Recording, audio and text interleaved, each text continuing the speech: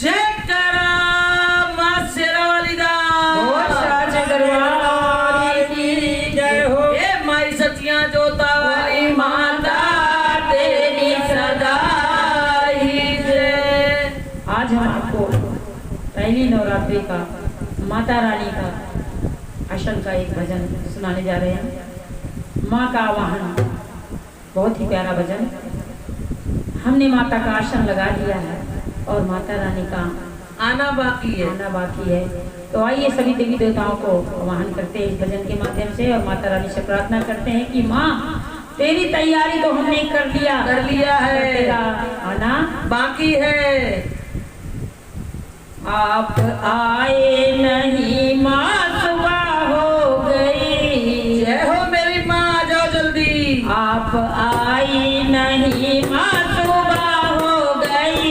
मेरी पूजा की थाली धरी रह गई। तेरी पूजा की थाली धरी रह गई। आप आई नहीं माँ, सुबह हो गई। आप आई नहीं माँ, सुबह हो गई। मेरी पूजा की थाली धरी रह गई। मेरी पूजा की थाली धरी रह गई। मेरा भोग रहा फूल मुरझाई गए। मेरा भोग धरा का धरा रह गया।